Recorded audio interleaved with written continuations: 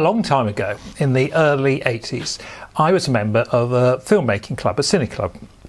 And we one day had the sales representative from Canon come along, and I thought he was going to talk about cine cameras, which he did a bit. But what he was more keen to talk about was the automatic focusing compact cameras that Canon had launched.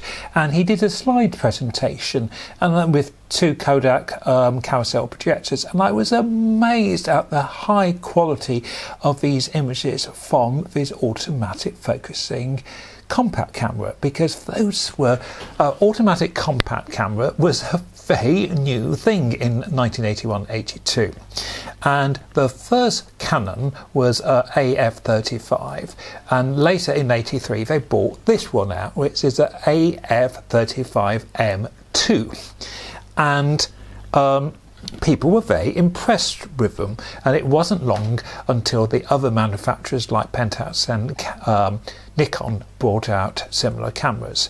But and I've recently done a whole YouTube video on the Nikon.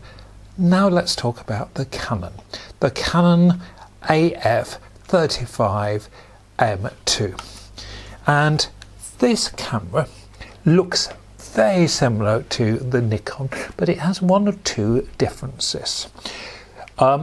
I was delighted to find it. I found it in a second-hand shop, well, used vintage shop in Dorchester, and I could see the case from the corner of my eye as I passed the shop, and I thought it was going to be a sure shot. So when I found this inside, I was delighted, and the condition looked fantastic, and I got it for a reasonable price, got it home, only to find that I couldn't get it to work. It looked beautiful, but it was absolutely dead.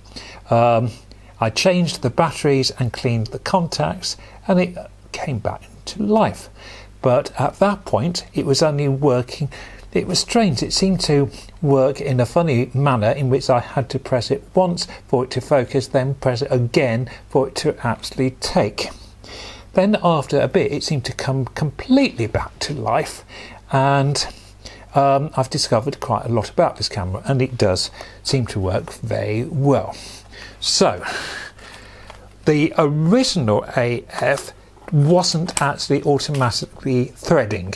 This one is. The M2 is automatic threading, so filming there, across there, close the back. This has got a back on data back, but to be honest, I haven't used the data back. You would have to, I think, put in another battery. To use the camera, we have a little electric window here, lens cap. It is noisy. The whole camera is famous for being noisy. Now, in a normal situation, we just point and shoot.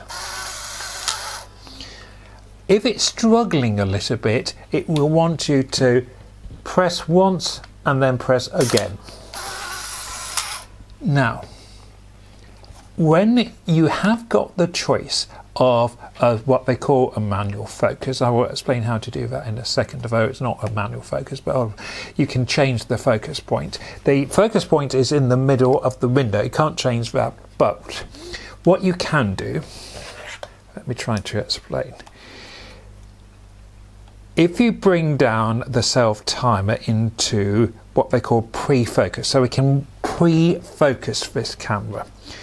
And if we pre-focus, we put our focusing dot where we want the focus to be.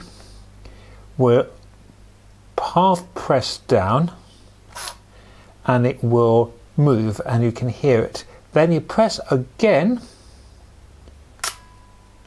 and it will then take. Okay. The problem is with this camera, where the Nikon tells you where the focusing point is going to be, it doesn't on here. To use it on self timer, you put the lever in the same position, you put the button all the way down, wait 6 seconds, and then it will take 5, What's this? There we are. And that is about it. As I said, lens cap at the front. You set your ASO, ISO on the top here. It has a little lever at the bottom, and you can set it from I think from 50 ISO up to 1000 ISO. I'm just going to put it back to 100. When you have finished your film on this camera, you have to actually reset the rewind there. It won't do it automatically. You've actually have to pull this over and then it will rewind. And that is it. How did I get on when I actually took the camera out? Let's find out. I tested this camera on a really dull afternoon. It was the end of December and it really was dark and miserable. And yet the camera performs very well, as you can see. So we are working on at least, I would have thought, f4, maybe even 2.8 in some cases. And the images are sharp, they are clear, it's correctly exposed. It was a very cold day, as you can see. We had some ice, and the camera reacts well. As I said, I had some power problems when I first bought the camera, but with clean contacts and new batteries, the camera came into life. It's not quite as quick, I think, as the Nikon, and maybe the lens isn't quite as sharp, but it's very, very close. And I think if I hadn't had the experience of using the Nikon, I would have been even more delighted with the Canon. As it was, I liked using the Canon. It took good images. It is, as I said, noisy, and you could hear that noise on that on the demo. Now, as the afternoon got on, it got even duller, and we had these quite substantial floods in Dorchester. As you can see, the water meadows, which are designed for flooding, are actually more flooded than I've ever seen them before, and I can normally walk all around this walk, but I couldn't on this Saturday when I was testing the camera. I was using my normal 100 ASA film, and again, as I said, developed in ID 11, and I was really pleased with the results. You've got, I was going to say, it's a 38mm lens, so it's not it's a moderately wide angle lens. I think for the subject matter I was using, it was ideal. The sharpness is good. 2.8 is a nice fast lens, and it definitely has that sort of 1980s vibe about it with the black and the red. It's a cool little camera to use. I really enjoyed using it.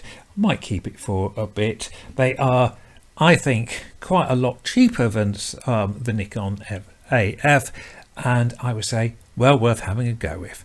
Thanks for watching. Bye for now.